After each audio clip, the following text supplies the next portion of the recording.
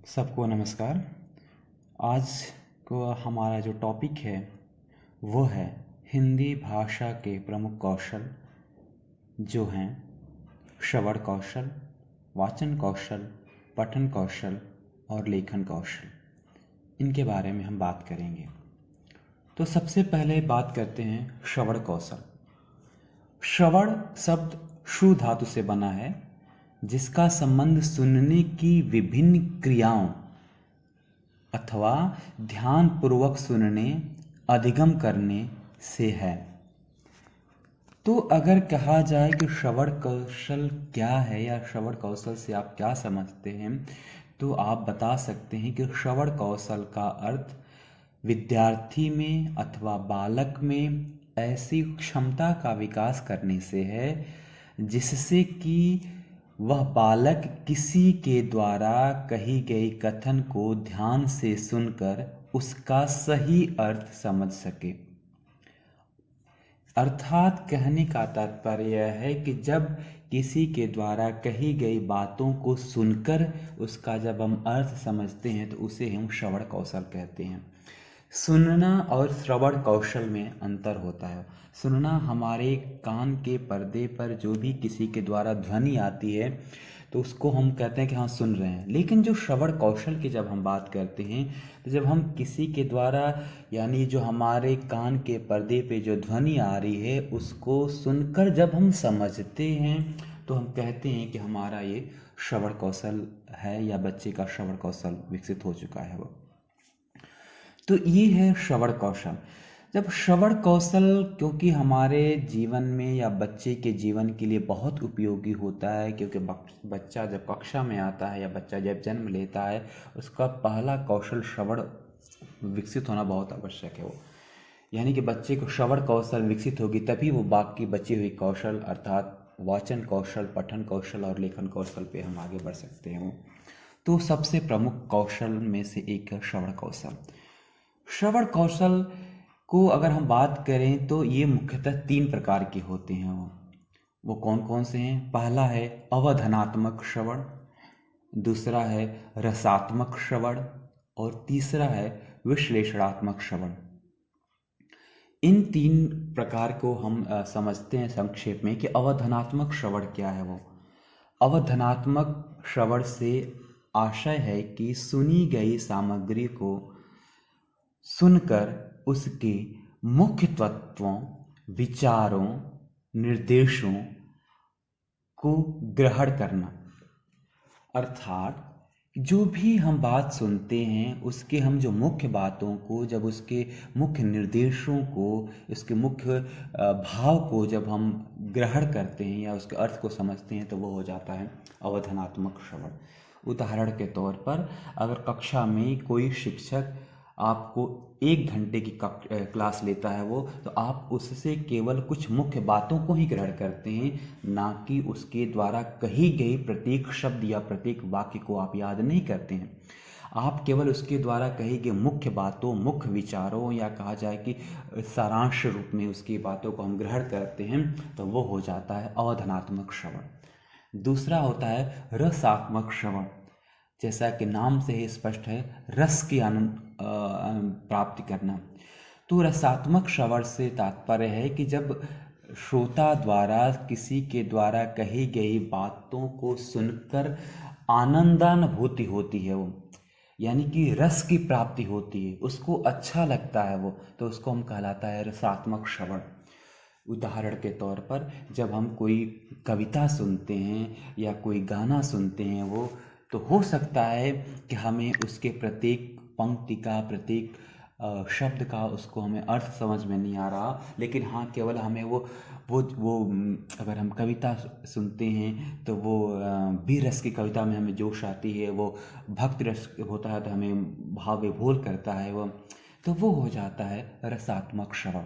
अर्थात जब किसी के द्वारा कही गई बातों को सुनकर केवल हम आनंदानुभूति होती है अर्थात रस की प्राप्त होती है, तो उसको हम रसात्मक श्रवण कहते हैं।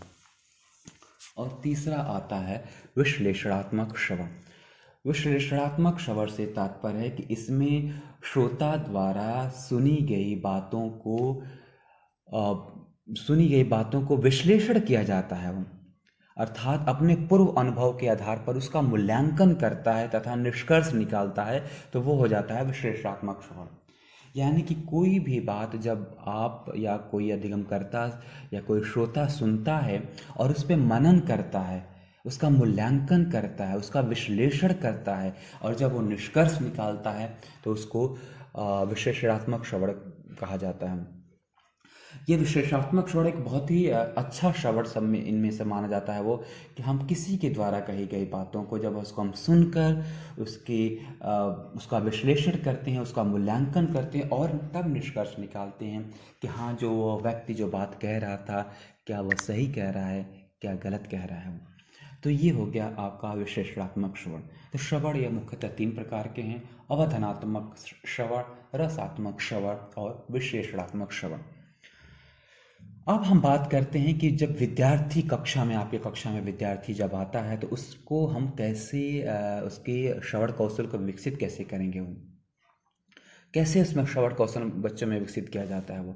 तो श्रवण कौशल विकसित करने के कुछ प्रमुख उपाय हैं, जैसे कविता सुनाना, कहानी सुनाना, वार्तालाप करना, चित्रों की सहायता से कहानी सुनाना, विभिन्न महापुरुषों के संबंधित कहानियाँ बताना, अपने देश के पूर्वजों के बारे में कहानियाँ बताना, उसके मित्रों के बारे में बातचीत करना। तो यानी कहने का तात्पर्य है कि विद्यार्थियों में श्रवण कौशल विकसित करने के लिए यह आवश्यक है कि विद्यार्थियों की रुचि के अनुसार वाले विषय पर उससे बातचीत करें, उसको कहानी सुनाएं, उसको कविता सुनाएं। इसीलिए आप लोग देखे होंगे कि जब भी नर्सरी या केजी या आपके घरों में भी जब छोटे बच्चे होते हैं तो उनको हम लोग कहानी कविता सुनाते हैं। वो अगर आप मोबाइल पे या यूट्यूब पे ही अगर कोई भी कविता चला दीजिए, या कोई भी कहा जाए कि जैसे ट्विंकल ट्विंकल लिटिल स्टार हो गया या चंदा मामा दूर के हो गया, तो बच्चे उसको बड़े ध्यान से सुनते हैं, क्योंकि उनको रुचिपूर्वक लगता है, वो उनकी रुचि के अनुसार होता है वो, तो वो सुनते हैं। तो सुनते हैं तो क्या होगा, इससे उसको वो श्रवण कौशल विकसित हो जाएगा वो। इसी प्रकार से उसका वार्तालाप करना, वार्तालाप यानी कि हम उससे बातचीत करते हैं, उसके घर के बारे में बातचीत करते हैं, उसके दोस्तों के बारे में बातचीत करते हैं, तो उससे भी उसको प्रोत्साहन मिलता है चीज़ों को सुनकर समझने का। तो वो हो गया आपका श्रवण कौशल को विकसित करने की कुछ प्रमुख उपाय। दूसरा आता है मौखिक। श्रवण के बाद मौखिक क्या कहते हैं कि वाचन कौशल क्या है वो। तो वाचन कौशल यानी कि हमें बोलना, यानी कि जब विद्यार्थी या बालक को जब हम वाचन करते हैं, जब बोलता है, उसको ही हम कहते हैं वाचन कौशल। वाचन कौशल शुद्ध एवं स्पष्ट रूप में होना चाहिए।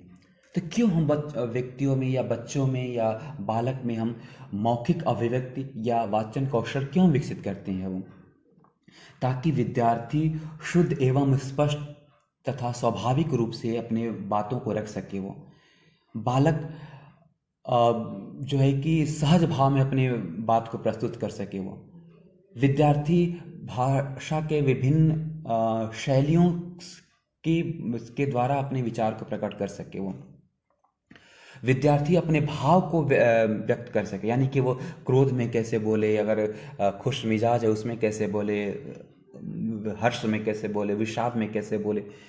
इन सब की बातों के लिए विद्यार्थी विभिन्न परिचर्चाओं में भाग ले सके, वार्तालाप में भाग लिख सके। इसलिए मौखिक अभिव्यक्ति को हम लोग उनका या मौखिक कौशल को विकसित करते हैं। तो मौखिक कौशल कैसे विकसित किया जा सकता है, इसको विकसित करने के क्या उपाय हैं?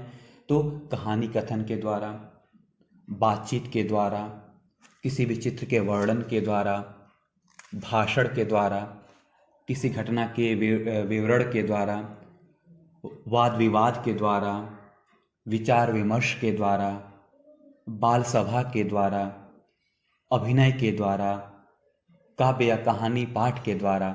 यानी इन चीज़ों के द्वारा क्या होता है कि हम विद्यार्थियों में मौखिक कौशल विकसित कर सकते हैं। वो काव्य पाठ, कहानी, विद्यार्थियों से कहते हैं ना कि हाँ ठीक है, आप कोई कविता सुनाइए, तो बच्चा कविता सुनाता है तो क्या होता है कि उससे क्या होगा कि उसका वाचन यानी मौखिक कौशल भी विकसित होता है।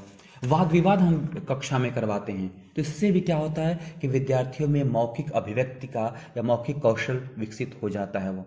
हाय फ्रेंड, आपका हमारे चैनल पर हार्दिक स्वागत एवं अभिनंदन है।